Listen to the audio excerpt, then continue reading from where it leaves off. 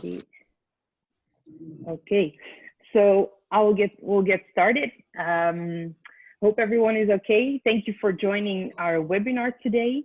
My name is Rani. I work for DMC Forward and Pitch Perfect.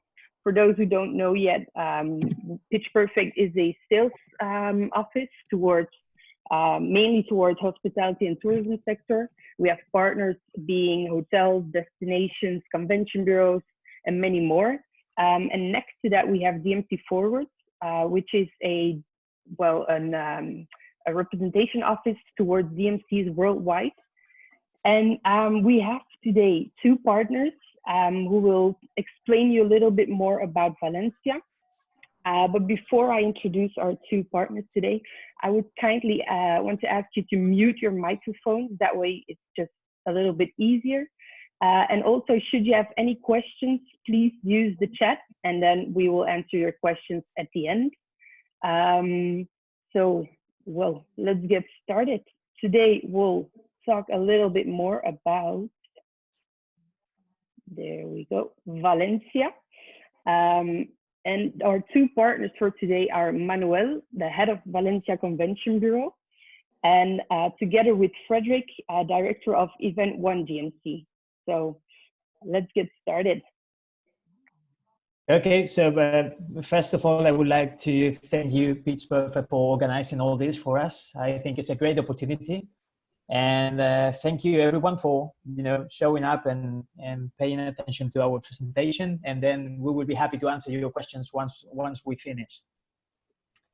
So we can start about putting Valencia on the map.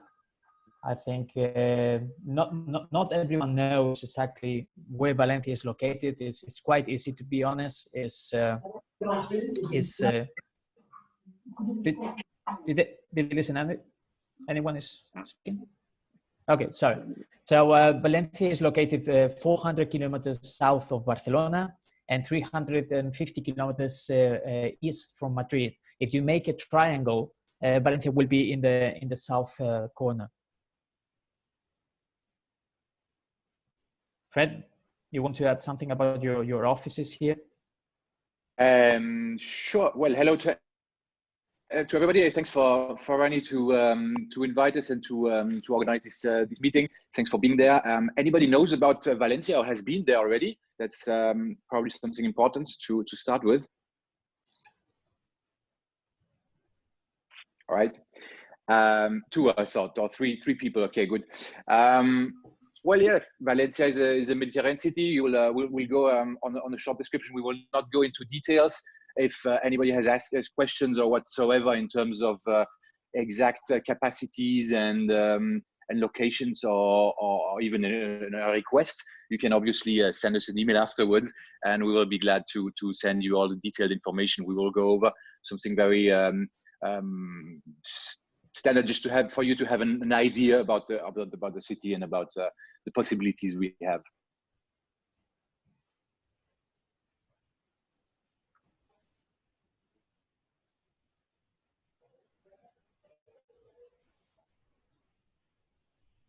Well, now actually what we are going to show you is a few pictures, because yesterday we were discussing about what was the best way to show you our city, and it's complicated through a screen. So we thought that showing you images that you get more or less the flavor of the city, and we comment on them about possibilities, what the description of them, and so you get a big picture, you get a real picture of what the destination can offer. This is the city. I mean, this is the old town.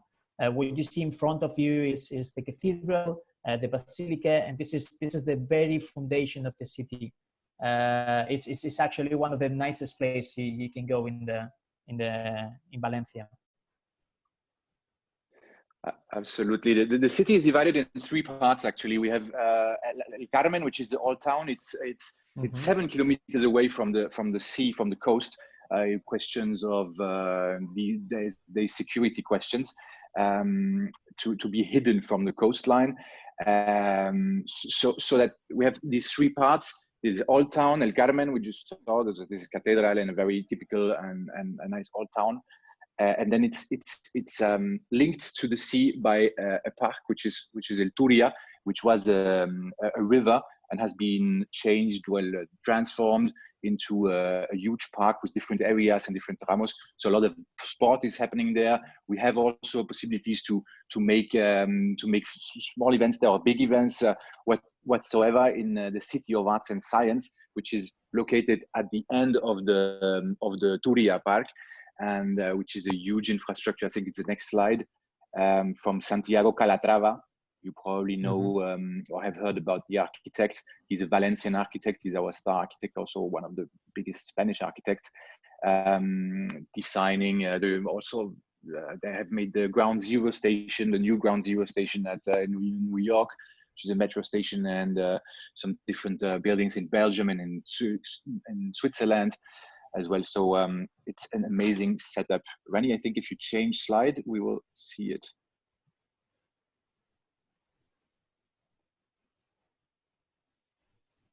Okay, exactly. So it's only always one slide, because we don't, as I said, we are not going to send you a lot of details. We don't have so much time, even though we probably all have time, but we don't want to over inform you, because this presentation wants to stay not to be too static. In terms of history, it's important to know that in the south of the city we have a huge park, which is the Albufera Park, which is it's the next slide. Which is the next slide, exactly. This one. It's a below. Valencia is a very flat city, so we have parts of the city which is below the sea, and La Albufera is basically below the sea level, and it's flooded by water by sweet water. So it was a huge Sumpfgebiet, we call it in German. I don't know how you call it in English. That has been transformed in rice fields. So so that Valencia, or the area, the region, became the first producer of rice for basically for Europe thousands of years ago. And there comes the famous dish of la paella, which is a Valencian dish. It's not a Spanish or an Andalusian dish. It's a Valencian dish. So so that's a kind of something important for the culture, and leading to a huge variety in our gastronomy. Valencia is known in Spain and in Europe and in the world for his levels of gastronomy levels, obviously. Actually, I want to add that I think the word in English is lagoon, and exactly. And as Fred explained, yes, in Spain everyone says paella valenciana, referring to the origin of the paella dish. So it adds value to the culture, especially to the gastronomy, because it originates our main dish, and also it adds value to the economy, because we are, as Fred mentioned, we are the largest producer of rice in Spain, together with Andalusia. So and the lagoon itself is as big as the city in terms of extension. So you can imagine how big it is. And then if we move to the next slide, this is Las Fallas. Las Fallas is the largest, is the second largest festival in the world after the Carnival in Rio de Janeiro. It congregates more than 2 million people for 5 days, always the same dates, from the 15th to the 19th of March. Is the major festivity in the region. And the idea, it comes from an old tradition. The idea is to welcome the spring with fire, with fireworks, and we create this kind of structures, figures all over the city.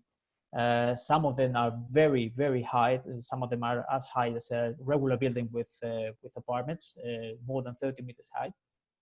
And for 5 days, we just show it to everyone that wants to visit them. These figures, these creations, what they do is criticized in society in many ways, political side, sports, etc. And then after these 4 days, we burn them all except one that we keep in a museum that is called the Fallas Museum.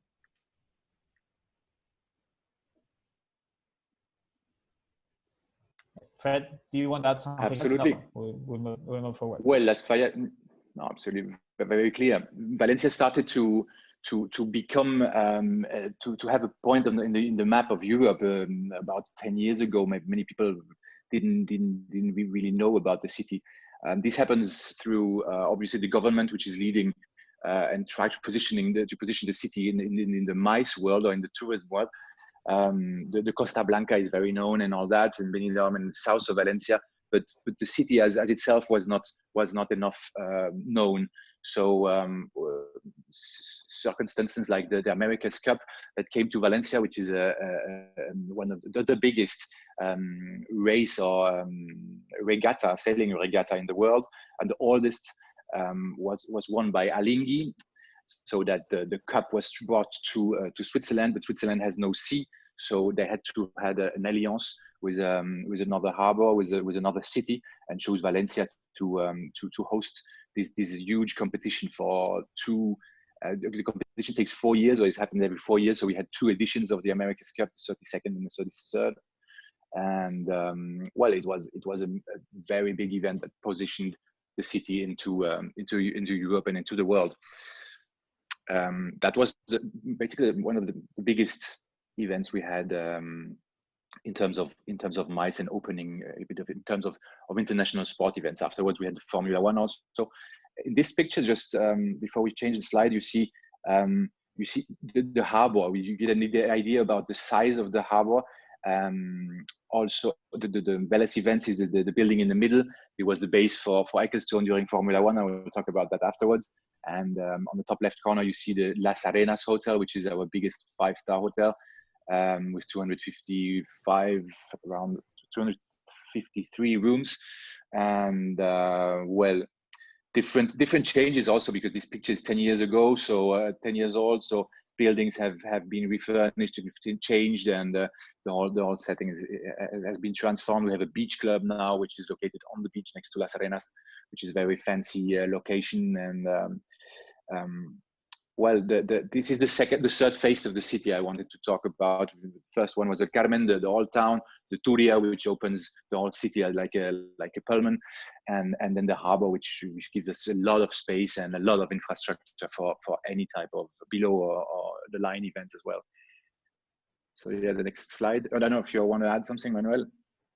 Well, actually, you explained it very well. I think this is the moment we start as a city to be known for the MICE industry is after the America's Cup. Then, of course, with the Formula Grand Prix, it moves you or pushes you to a different level because of all the media attention that they get this kind of events.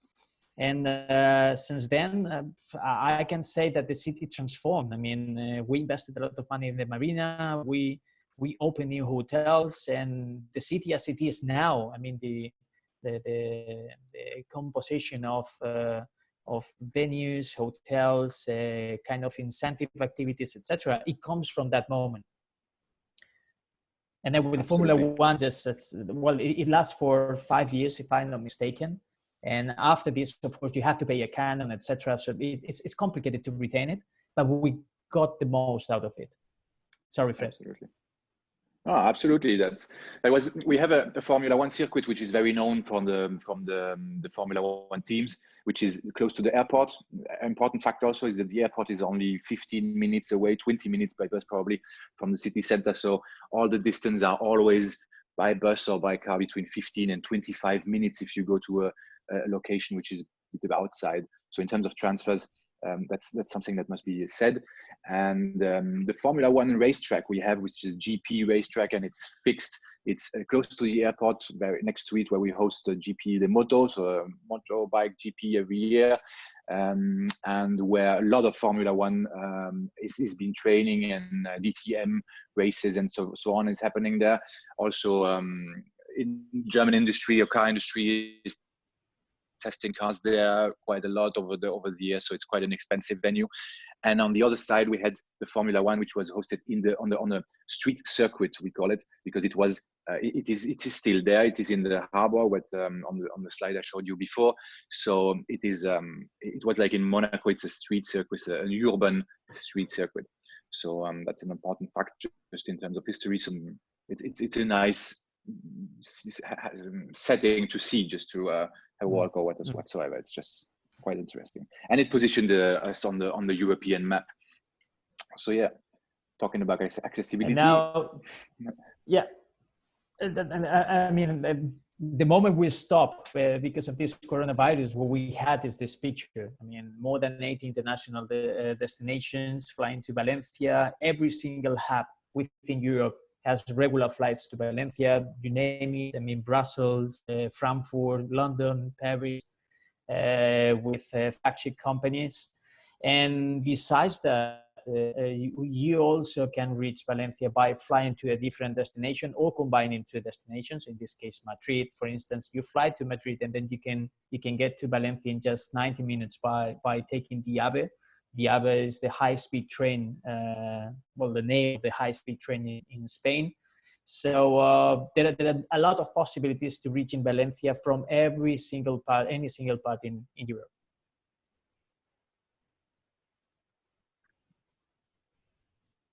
Okay. Do you want to go on this, Fred? Because I think your point of view is yeah. Well, it's quite obvious. We have a microclimate here. I'm not sure if you're aware that the coast of Benidorm until here is a very it's a microclimate. So we have different climate than in Barcelona because we are a bit far away. But yes, we have very few rainy days. So the B plans or the backup plans for any open air scenario event is barely used. We always have them, but they are barely used. And well, that's basically it. We have a main season, March to November, as you can see, which is a very nice average temperature. And then we have a lot of very interesting rates for hosting events between on the lowest season. So December, January, February are very interesting months to celebrate any kind of events. And we also, just to have an idea about the weather conditions, we even organize regattas and nautical activities on that period where you don't get wet, obviously, but you just have a jacket and that's fine. We mostly have a very sunny day. That's about the weather. Then food and drinks. I mean, we were thinking about, but the offer is so huge that we have to pick something. So we went for something that everyone knows, the paella, the original paella, which the birthplace, as Fred explained before, is Valencia. It's a quite simple dish, but very tasty. Then we also have the agua de Valencia, literally translated into English, is water from Valencia.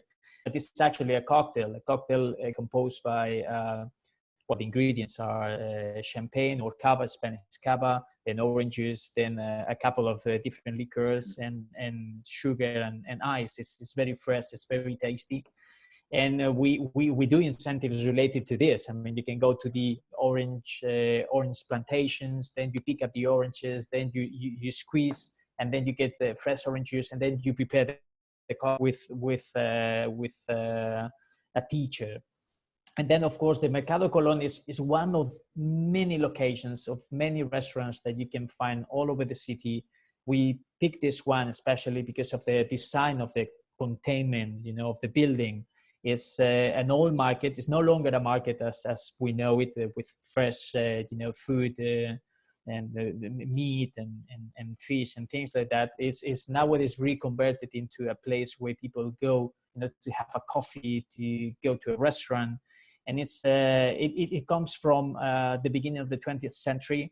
Is kind of Art Nouveau with a lot of iron, a lot of glass. It's very impressive. And you can host events and you can bring groups there up to 100 people with no problems.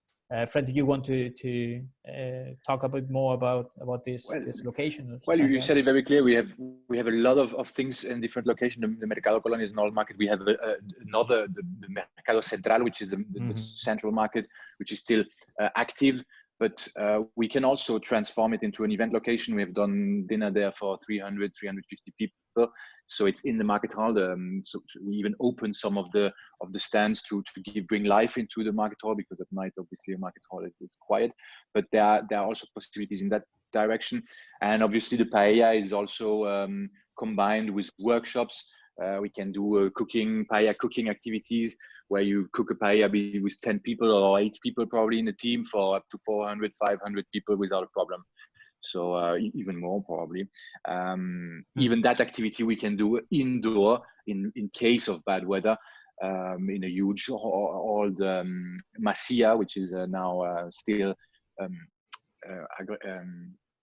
earning oranges, and combine it with Agua de Valencia whatsoever. The possibilities are endless and very typical always, because it's also what you look for if you go to a special destination, or to a destination you want to do something special to destination. So we have plenty of very nice activities and very eye-opening workshops, or even dinners or venues.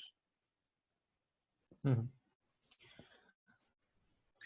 Yeah, well, that's an insight of the CAC, the City of Arts and Sciences. We call it CAC because it's Ciudad Art and Sciences. We write science with a C in Spain, so that's why we call it CAC. And well, there are 5 or 4 different venues in the complex. We have El Hemisférico, El Museo de Ciencias, the Palau, which is the biggest building on the second picture on the right, which is an opera house, Palau Reina Sofia. There are 3 different or 4 different auditorios in there. There are different vestibulos, which are the event venues, and even the restaurant on the bottom, on the main floor. So that really the possibilities are endless. Depending, if you are there with 20 people, you can do something nice without having the feeling to get lost. And if you are 500, you can also do it.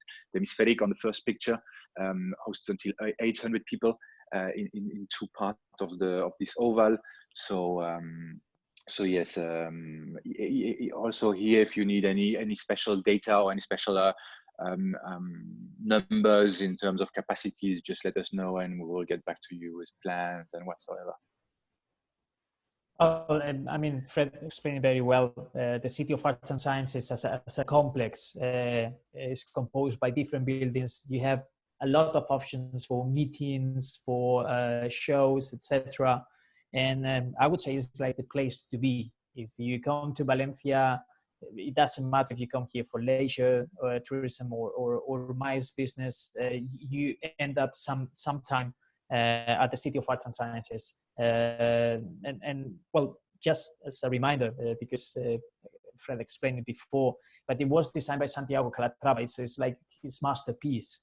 And it's something that everyone that goes to Valencia, that comes to Valencia, remembers about Valencia. So if you are planning an event in Valencia, you may take into consideration to organize something at the City of Arts and Sciences. And regarding the incentives, we are just showing one, the ceramic workshop, because it's related as well with an industry that was very important here in Valencia for many years, the ceramic industry. Not anymore, because what we have now is small workshops, not a big industry, but still it's a very nice activity that you can do with either an incentive, or if you come for a conference as a small workshop.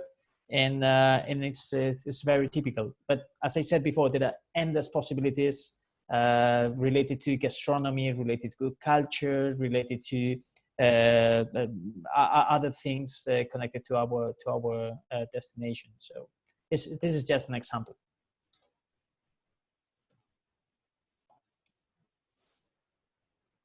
Well, Fred, which one do you want to pick? Well, go ahead if you want to. Well, I would like. We have to start we will have to talk about COVID or the actual situation. Definitely, just something about activities, because we didn't really talk about it on the last slide. Valencia is a very flat city.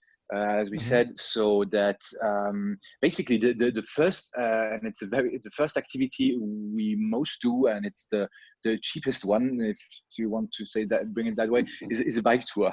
It's very simple. It's very easy because it's very flat. We have a lot of very wide areas. The City of Arts and Science, Santiago Calatrava, he's not a car driver, so has no driving license, so he does everything by bike. So the thing is very wide and very flat, and so is the Turia.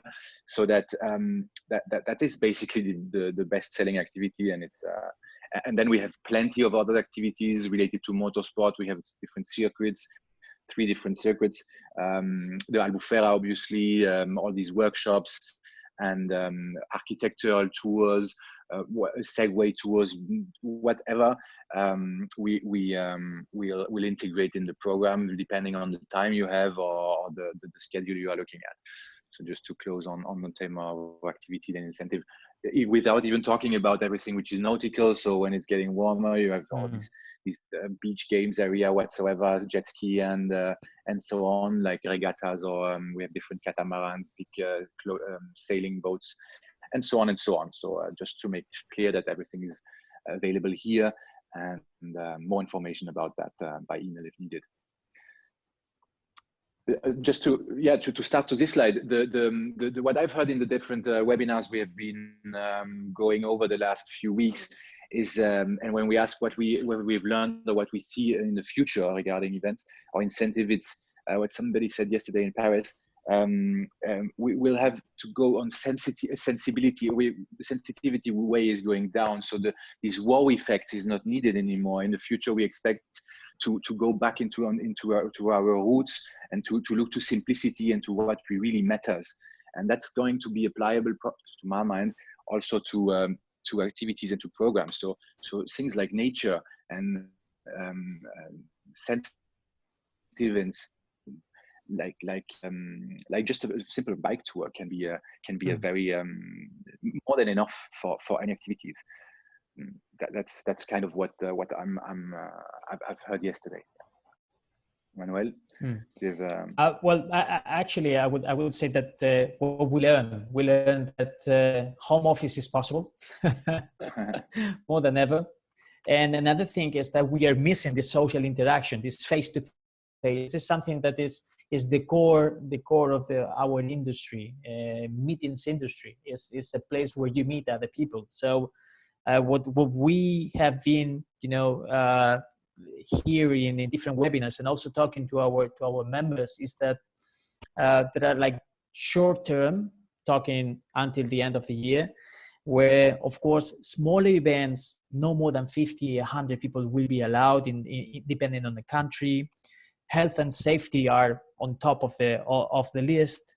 It's a challenging time for everyone, and there will be extreme measures of security, especially in airports and things like that. So this is the short term, but then in the medium and long term, I think we're putting at the top of the list sustainability, health, of course, and doing activities environmental friendly.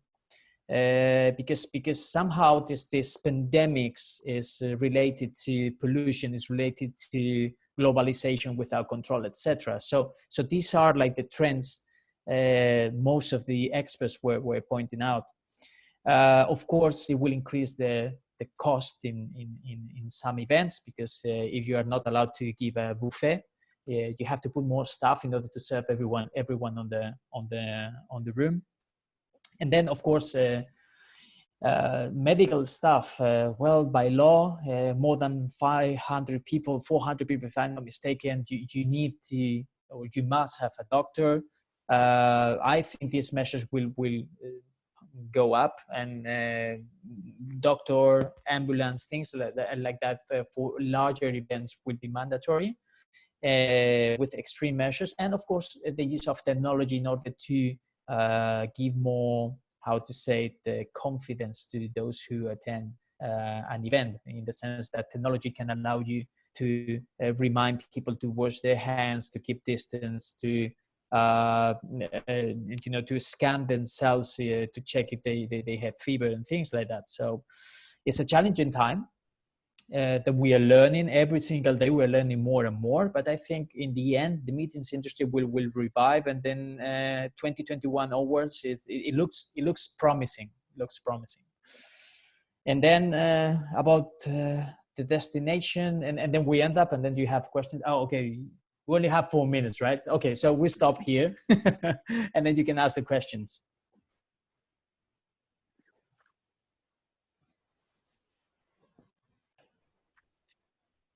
So should anyone have any questions, feel free to unmute yourself or use the chat. And then Frederick and Manuel will definitely answer your questions. Yeah. No question. We did a superb presentation. Everyone has everything super clear. It was, yeah, exactly. I have one question. I don't know if you can hear me well. Yeah. Yes. Okay. Hi. How would you position yourself as a city compared to the other cities like Barcelona or Sevilla, or how would you position yourself there as a unique selling points, or how can we sell you better towards our clients? Fred, do you want to go with this? I start, so please. Whatever you, it's completely different. It's a quite different city of which we know Spain quite very good, and you probably know also Andalusia and Barcelona. They are completely different different cities and settings. Obviously, there are theme of flights, connectivity, weather, times of transfers. In a capital like Madrid or Barcelona, we have transfer times are much stronger, much higher. In terms of budgets is an issue. There are a lot of differences between these destinations. It looks very difficult to answer in a few seconds. Maybe Manuel has something to add. Probably. Well, actually, Fred is right. But if you want to position in your client's mind Valencia, I would say that it has it all, in the sense you have the beach, you have the old town. Because when you think about Madrid, you have a big concentration of everything you think about, because it's a capital city. When you think about Barcelona, it's also a massive city that offers you many things, but price, in terms of moving around, etc., is complicated. You think about Sevilla, it's quite specifically, it is linked to the Spanish stereotype. And then when you think about Valencia, you have the beach as Barcelona, you have the old town as you can find in Seville, and then you have all you need in order to organize an event, but for a very good rate. In the sense, prices are not very high. Times of transportation within the city are very, very low. But this is my point. And then the last thing, and with this I will finish, is it is a surprise, because everyone has been in Barcelona, Madrid, sometimes in Seville, not in Valencia. So people, if you want this, not what we say, but if you want to surprise your attendees, you come to Valencia and then they get more than they expect. So the expectations are low, but then when you come to the city, what you get is much more than you thought about. Okay. So very, very quickly to add, just that this city is very new in terms of tourism. We are not used to have such a tourism, so the people are not tired, and the Valencianos, they are full of energy and full of this mentality is not bored from all that. So you feel that when you get here, that you have these Valencianos. They're full of they love, and they like to have tourism around, and they enjoy it. So you feel that into the people's faces, and that's something unique. And that's why I'm here, and the color of the city is just something unique. Yeah. Okay. Sadly, we're going to have to finish up over here, but I would say that should you have any questions, you can always ask us, or you can always send them an email. All their contact details are here. We will also put the presentation on our social media, so you can always go back and look for the information, or ask any of us. We will be more than happy to help you. I see we have 10 seconds left, so I would say thank you, everyone. And thank you. Bye-bye. Bye, everyone. Hasta luego. Bye. Hasta luego. Adiós. Ciao. Ciao. Ciao.